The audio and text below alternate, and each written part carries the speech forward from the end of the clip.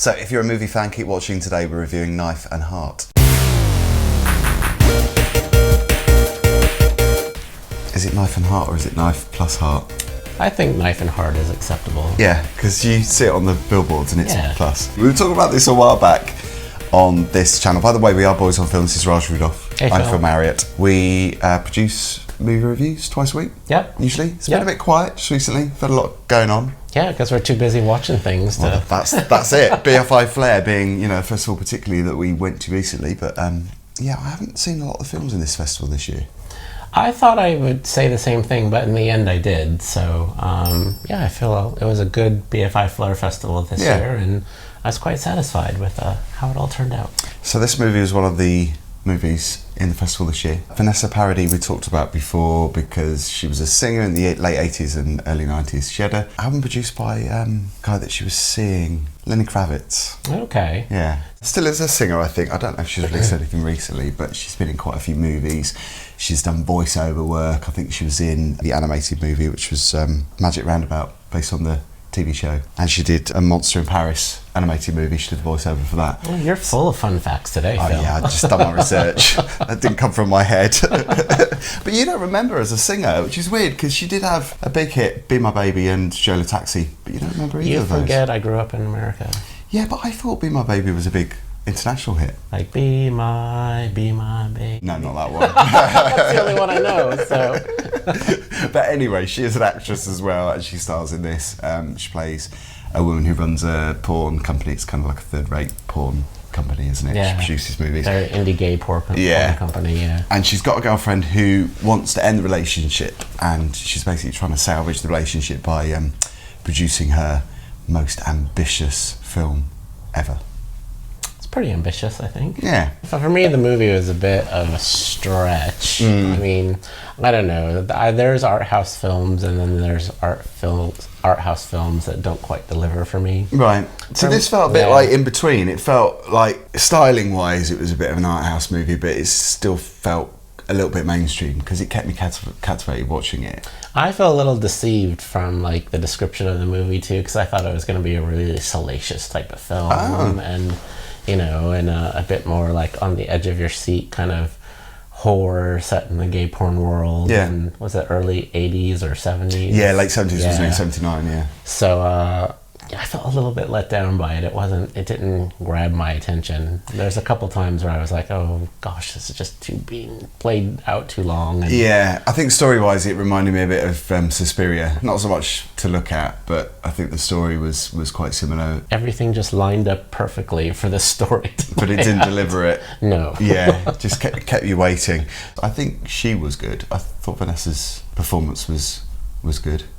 Yeah, and did you notice too, speaking of fun facts, that one of the porn actors in there, Terry, was played by the same guy who was in Savage. Did you notice that? Oh, I didn't know that. I still haven't seen Savage. I recognized that immediately. Yeah. So, yeah. But that didn't increase your rating for it? No. So what are you going to give it, ratings-wise? For me, it's a 3. I mean, I appreciate the fact that it's an art house film, but for me, it was just one of those art house films that didn't quite deliver. Although there are some gruesome, like, death scenes involving dildos with knives and oh yeah, that was bizarre, wasn't it? Because let's talk about that, because I think that's... Let's talk about the dildos. Yeah, let's talk about the dildo scene. Because I think, there were those elements that made me think of films like Suspiria as kind of quite retro, and obviously it was the late 70s, so it was around the same time that those films were made, and I think that was quite a nice tribute to films that were around, like Suspiria, some of those art house horror films. Visually, I don't think it was as stunning as Suspiria, because I think, that original is very vibrant. There's lots of very kind of garish colours, but we didn't have any of that in this film. But yeah, there's some nice moody cinematography, I thought. Oh yeah, the whole movie is very moody. Yeah, but you still haven't seen the original Suspiria yet. No, I lent you months ago. Yes. You still haven't got around to seeing it. Yes, I promise to bring your DVD back one day. Here's the bit in the video where Phil gets a close-up of my face. A big drum roll. Yeah, I enjoyed it. I think you're right, though. I think I wanted it to be something more than it was. It felt quite dramatic, but just not enough for me.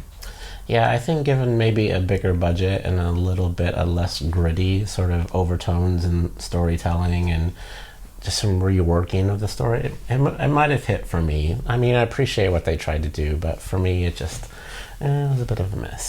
Well, the director is Jan Gonzalez, who did the movie You and the Night, which was the movie that Eric Cantona starred in. Oh, okay. Famous footballer who, of course, is now an actor, which I think is quite a brave move to actually, cast people that, you don't really familiarise them with movies. I mean, Vanessa Paradis, although she's an actor, people do think of her as a singer. A lot of people do think of her as a singer. I will say this, like, towards the end of the movie, when the plot actually started to reveal itself. It's bizarre in those. Yeah, like the whole storyline about the kid being taken out to the little outhouse and stuff like that. Like, if that would have been a bit more weaved into the story, into the middle, instead of it just being these random sort of murders involving dildos, maybe I might have, it might have had a bit more substance to me. But I found myself more interested in the film, towards the end than I was in the beginning. I mean, it could have gave me a lot more, more killer dildo, or more story, more real backstory. And did you want more porn? Because it was about a porn industry. It was pretty graphic for what it was. I thought there was a lot of D in it, but I found it a bit rather interesting too. Like at the end, the culmination of the end of the film happens, and it's some gay porno theater, the whole place, or the whole film wraps up. It's not your everyday sort of story, but I did find it quite bizarre as well. Well, actually, now the more I'm talking about it, I guess maybe the more I kind of liked it. There we go. I'm actually dissecting it a bit, but I don't know. It's still a 3 for me. Yeah, it's a 3 for me as well. There are certain elements of it that I loved. I loved the performances, and I kind of like the style of it, but I just wanted it to just push a bit more. Did you find it to be campy at all? A tad bit, I think. A little bit. I think that was deliberate, because I think, again, it was paying tribute to, homage to some of those kind of schlocky films from the 70s. Yeah. So, I think it did a good job in that respect. But yeah, just okay. Well, we will give you this. If you're into gay porno horror films with a little bit of camp and a little bit of art house, then you'll probably love this movie. That's funny, isn't it? It's just selling it as a gay porno horror movie. It's wow, I'm confused. Well, I think that's how it was sold to me when they're reading out all the list of the films at Flair this year. They really made this film out to be it was the must see gay film of the year, and I don't know. It's a bit meh. Yeah, a bit meh. So if you're into horror movies, check out our playlist. So thank you for watching. We'll be back with a new review soon. And don't forget to check us out on social media as well.